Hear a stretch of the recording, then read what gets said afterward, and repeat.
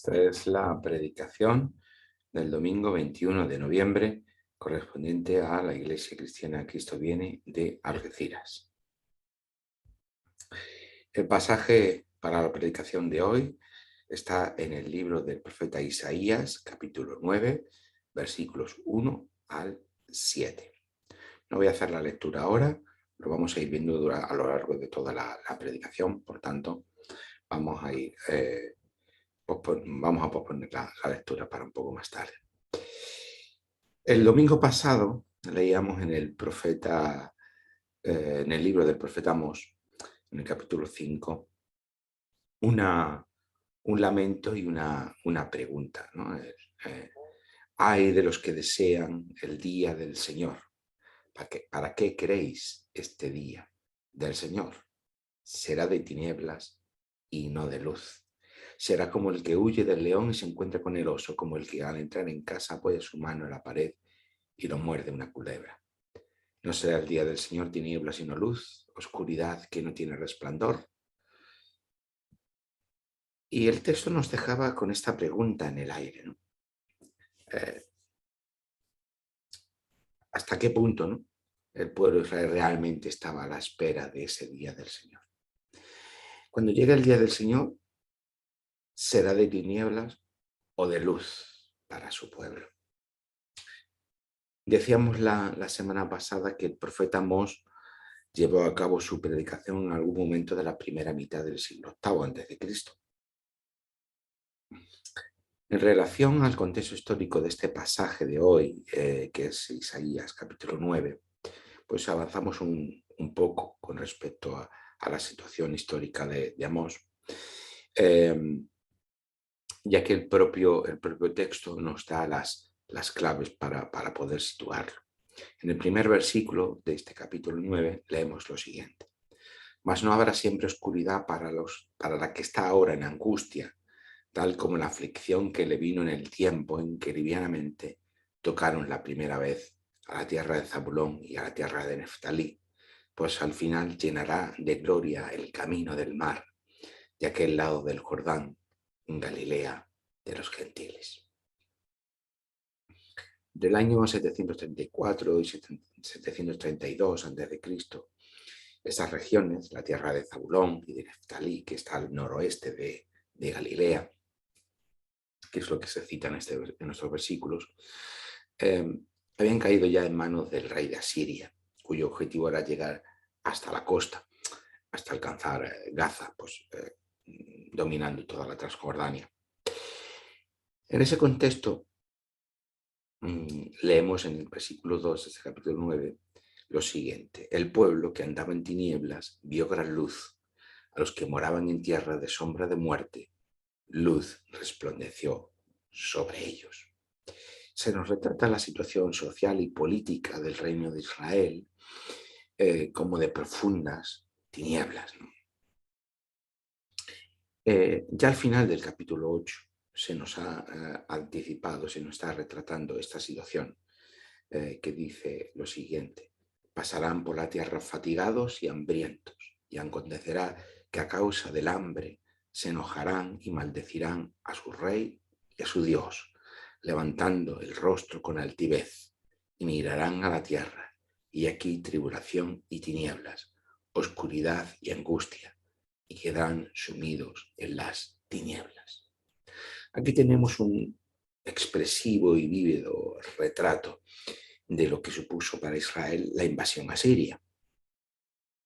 Para nosotros, distanciado en el espacio y en el tiempo, pues los hechos históricos pues, se convierten en algo aséptico, ¿no?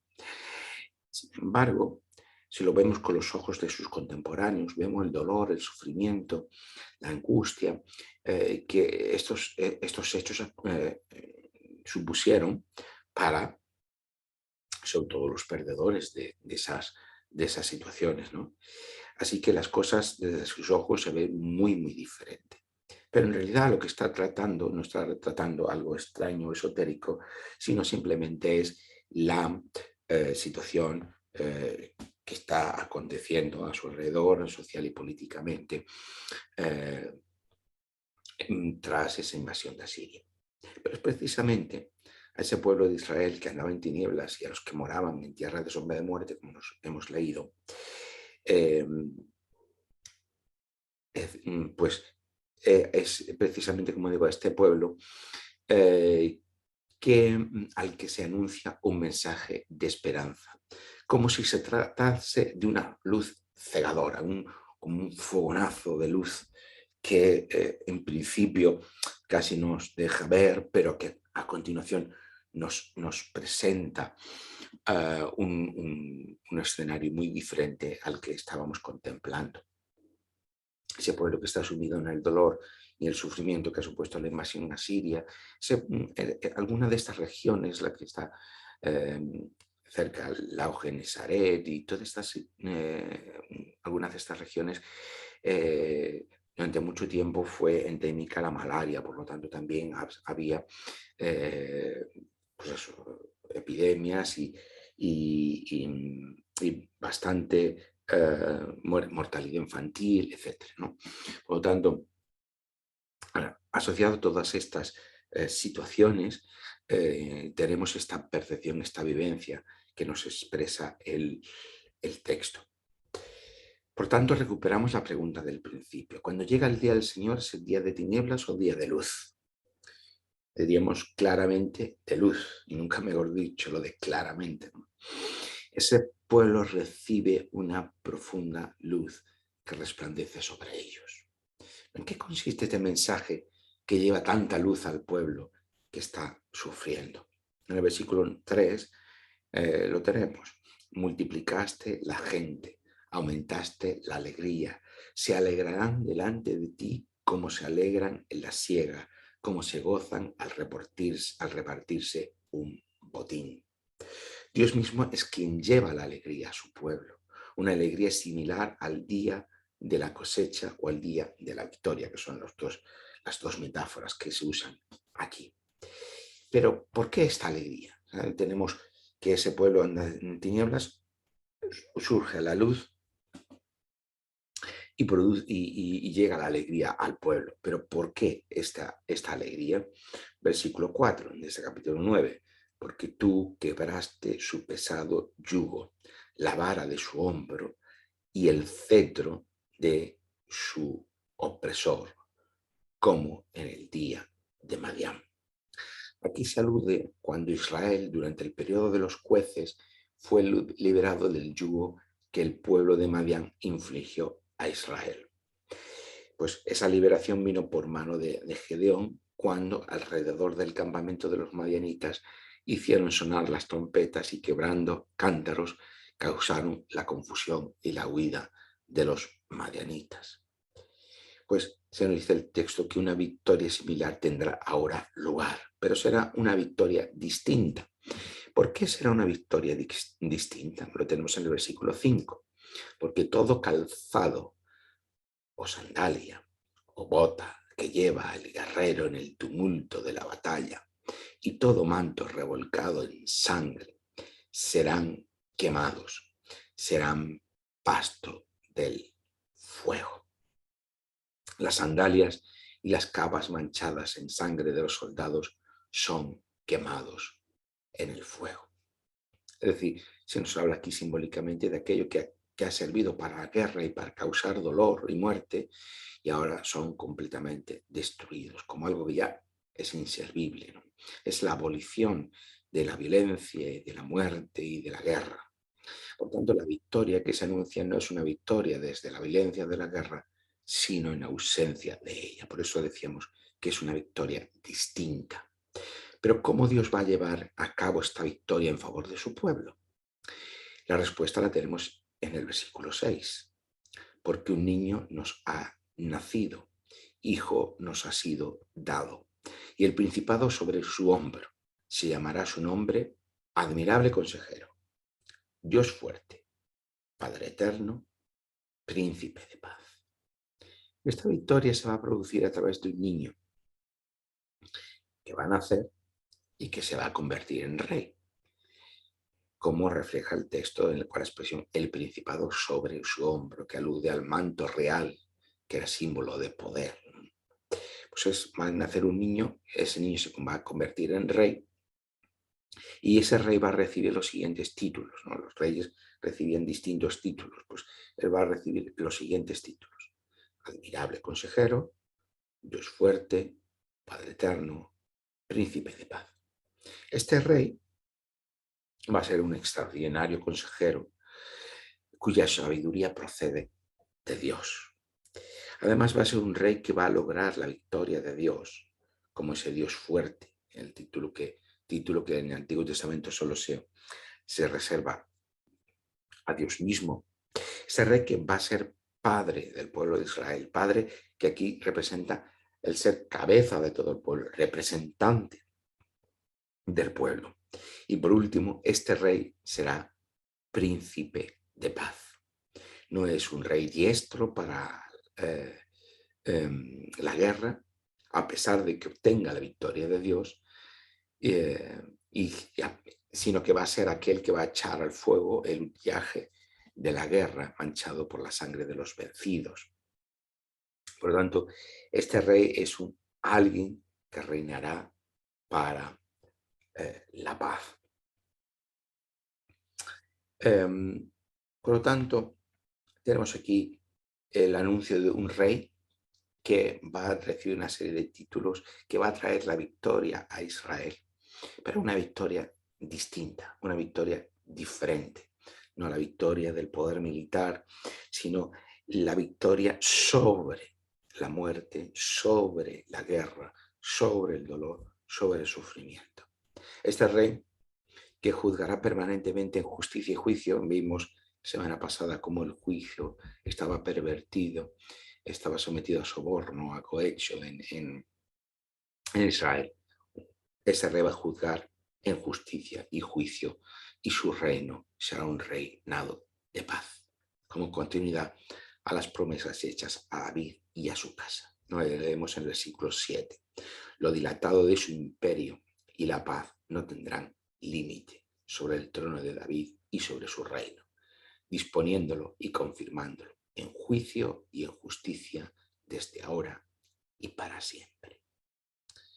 Sin embargo, a pesar de estas promesas, el reino del norte, con su capital Samaria, cayó en el 722 a.C. Será cuando el reino, el pueblo, pues las élites del pueblo serán deportadas a Siria. Y en el reino del sur, Judá, ocurrirá lo mismo en el 587 a.C., poco más tarde, o bastante más tarde, cuando ya no será Asiria, sino será Babilonia quien lo deportará. ¿Quién será entonces este rey del que se habla aquí? ¿Y cuándo llegaría su victoria? Esa es la gran pregunta que se va desarrollando a lo largo de todo el Antiguo Testamento, que es la pregunta por el Mesías, es decir, por el ungido de Dios, por aquel que se va a convertir en este rey que va a traer la victoria al pueblo de Israel. Por eso cuando abrimos el Evangelio de Mateo y leemos cómo se nos presenta el ministerio público de Jesús de Nazaret, una nueva luz, y sirva la metáfora aquí también, vuelve a resplandecer en nuestra lectura de la Biblia. Cuando tenemos esto presente, cuando sabemos esto, y llegamos a Mateo, capítulo 4, versículos 12 al 13, y leemos lo siguiente, veremos la conexión que existe con lo que hemos leído aquí. Es decir, leemos en Mateo, dice, cuando Jesús oyó que Juan estaba preso, volvió a Galilea. Dejando Nazaret, fue y habitó en Capernaum, ciudad marítima. ¿Dónde están estos lugares? En la región de Zabulón y de Neftalí. Zabulón y Neftalí, exactamente las mismas regiones que se citaban en Isaías. El Evangelio sitúa el comienzo del ministerio público de Jesús precisamente en aquellas regiones donde comenzó el periodo de tinieblas y oscuridad para Israel, con el declive frente a Asiria. Y esto es considerado como cumplimiento de aquellas palabras de Isaías. Y no solo de los versículos que cita Isaías, sino de todos los versículos que se citan a continuación. Y siempre vemos que cuando el Nuevo Testamento cita un versículo no es el reduccionismo de ese versículo, sino que está presuponiendo siempre un contexto mayor. Pues, y como después la propia narrativa del Evangelio se va a encargar de ir mostrándonos poco a poco. Mateo capítulo 4, versículos 14 al 16, sigue diciendo, para que se cumpliera lo que dijo el profeta Isaías, que hemos leído antes, tierra de Zabulón y tierra de Neftalí, camino del mar, al otro lado del Jordán, Galilea de los gentiles. El pueblo que habitaba en tinieblas vio gran luz, y a los que habitaban en región de sombra de muerte, luz les resplandeció. A pesar de que el pueblo volvió del exilio en Babilonia y que el templo se reconstruyó, en realidad Israel nunca se recuperó en el reino del norte, y Judá, el reino del sur, tuvo un periodo de mejoría, sobre todo durante siglo segundo antes de Cristo. Tuvo ahí un breve tiempo de independencia, pero el resto del tiempo no dejó de estar nunca bajo un yugo opresor. Pasaron los imperios de Persia, Grecia y Roma, hasta llegar el tiempo de Jesús. Por tanto, el pueblo de Dios seguía aún en tiempos de Jesús como aquel pueblo que aún habitaba en tinieblas y como aquella región donde habitaba la muerte. Aquella expresión de Isaías seguía sirviendo para ilustrar, para retratar, para describir la situación del pueblo de Israel en ese momento. Pero nuevamente, aquella luz de Isaías, pues surge con Jesús. La luz les resplandeció como una luz cegadora. Jesús va a encarnar a ese rey que conseguirá la victoria de Dios y que sin embargo no lo hará desde la violencia militar ni de la estrategia política, sino a través de un verdadero reinado de paz.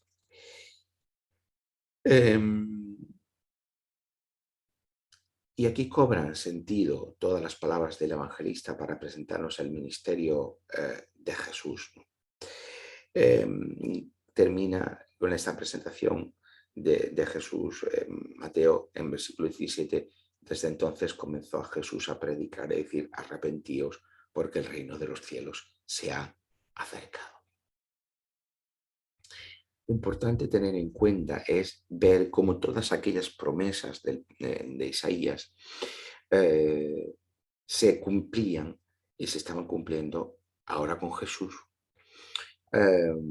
Y cómo les dotaba de significado y de contenido. El reinar de Dios, ese reino de los cielos, ese reinar de Dios, esa acción de gobierno de Dios mismo sobre su pueblo, sobre el mundo, está ahora sí, ya cerca, está ya llegando.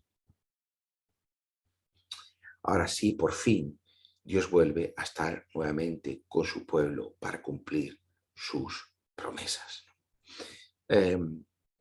Vemos cómo en el conjunto de la narrativa de la Biblia los versículos cobran sentido, ¿no? Más que cuando los leemos de forma independiente, como ya hemos dicho en muchas ocasiones. Ahora bien, permitidme que pase desde la perspectiva teológica a la perspectiva pastoral. Os añado una pregunta, ¿no? ¿Cómo debemos usar estos textos de la Biblia nosotros hoy, como iglesias y como creyentes, ¿no? Llegamos hasta aquí y hemos comprendido todo esto, hemos visto todo el cuadro completo. Y esto, ¿cómo me ayuda a mí en mi vida? ¿Cómo lo leo? ¿Cómo debo leerlo? Mm, ¿Cómo lo incorporo a mi vida? Yo diría que hay dos maneras o dos formas básicas de hacerlo. En primer lugar, yendo desde el mundo de nuestra cultura al texto bíblico, ¿no? Es decir, trayendo nuestras preocupaciones, nuestras situaciones difíciles por las que estemos pasando hoy, nuestras angustias, nuestros miedos, y leer los textos como un reflejo de nosotros hoy. Poco la pregunta que yo planteaba, la planteaba precisamente en esta perspectiva, ¿no? ¿Cómo debo yo usar los textos de la Biblia hoy? Claro, estoy colocando en la situación presente y quiero traerla a la Biblia. Así se nos ha enseñado muchas veces en las iglesias evangélicas a leer la Biblia. De esta forma, cuando leemos textos como estos, de forma instintiva, esta tierra de oscuridad, de tinieblas, se convierte para nosotros en ese mundo interior y subjetivo que refleja nuestros problemas o nuestras situaciones vitales difíciles. ¿Por qué? Porque vivimos una cultura en la que estamos centrados en nosotros mismos y en nuestro propio mundo interior. ¿Cuál es el problema de esta perspectiva? Que pasamos el filtro del texto bíblico por nuestro propio mundo interior subjetivo, centrado en nuestras emociones, en nuestros pensamientos, en nosotros mismos. ¿Qué ocurre? Que se limita el trabajo pastoral o se espera del pastor que se convierta pues, en un terapeuta o en un consejero que tiene la responsabilidad y la posibilidad de curar o de ayudar o de a otros en ese manejar esas emociones, ese mundo interior, etc. No pocas ocasiones se entiende el trabajo pastoral hoy en día así, incluso en muchos seminarios pues se enseña en esta perspectiva. Pero de esta manera lo que ocurre es que al final estamos subjetivando la Biblia, estamos perdiendo los grandes recursos de la Biblia. En cierto modo, estamos transformando el mensaje del Evangelio y el pastor se queda sin sus grandes recursos teológicos y al final se tiene que convertir más en un terapeuta que en otra cosa. Por eso, más que preguntarnos cómo aplico yo el texto, lo que tenemos que ver es cómo el texto nos configura a nosotros. Si hemos dicho que la primera perspectiva es ir desde el mundo, de nuestro mundo, al texto, ahora vamos a hacer lo contrario.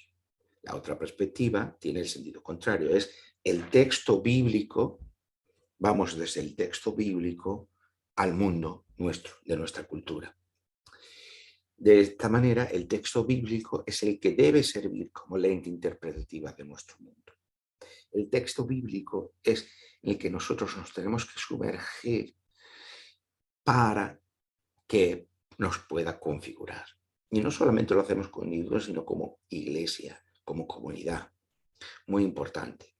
La lectura de la Biblia y la predicación es siempre acciones comunitarias. De esta manera, lo importante ya no somos nosotros como el centro de nuestra vida, sino que el centro es lo que Dios está haciendo en el mundo. Esto es lo importante. ¿De qué es lo que nos habla la Biblia? De lo que Dios está haciendo en el mundo. Para salvarlo. Es lo que Dios está poniendo orden en su creación. De esto va la Biblia. Y este es el centro, no nosotros. El centro es la narrativa de salvación de la que da testimonio la Biblia.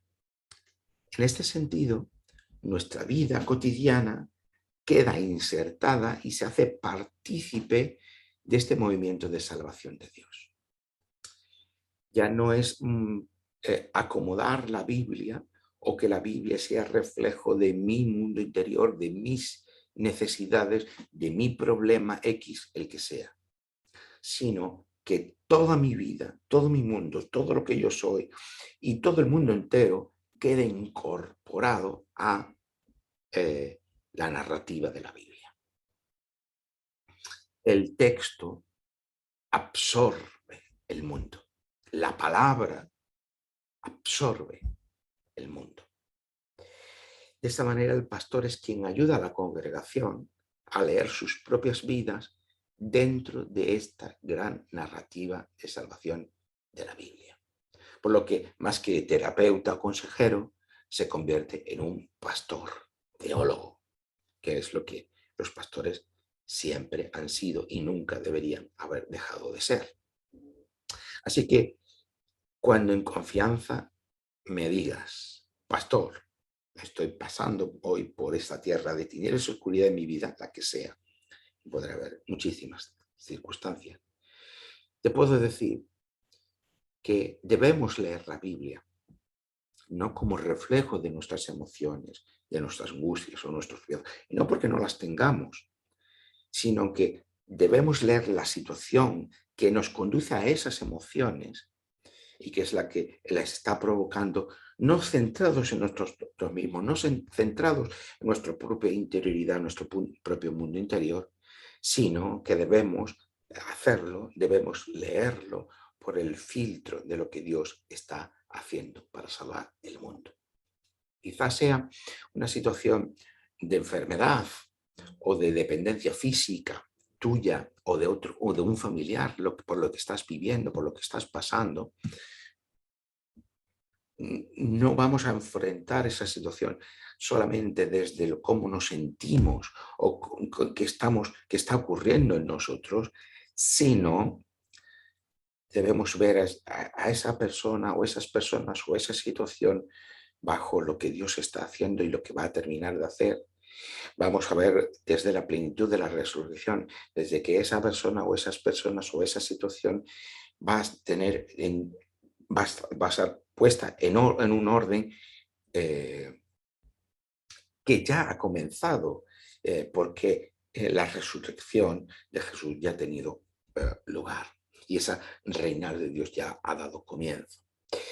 Ver todas nuestras situaciones, las que sean, las por las que estemos pasando, por falta de salud o falta de trabajo, precariedad económica, conflictos personales, o simplemente la situación económica, política, social de nuestra sociedad por la que estamos viviendo, un accidente que hayamos tenido, no sé, infinidad de circunstancias por las que podamos estar pasando.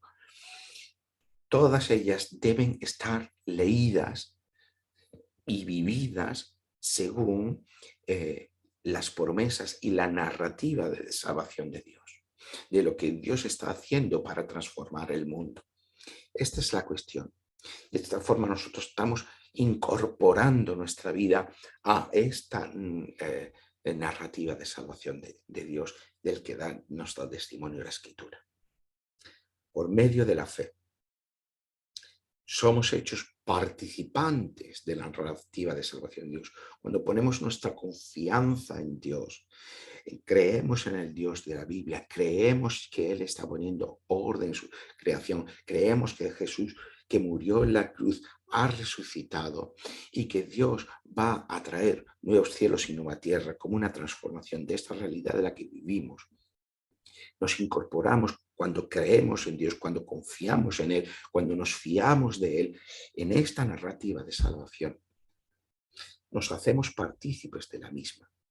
No como una ficción, como algo que nos inventamos, sino como una realidad.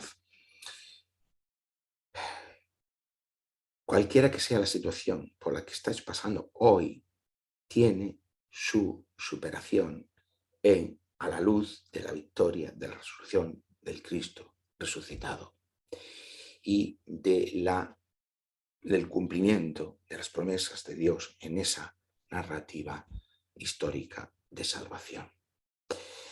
Como he dicho, la falta de salud, de trabajo, las rupturas personales, la dependencia física, las desigualdades sociales, las injusticias, las luchas políticas partidistas, incluso la crisis climática que ahora tanto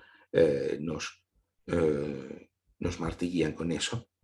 Y en la lista no es exhaustiva, son ejemplos que podemos decir, seguir sumando situaciones.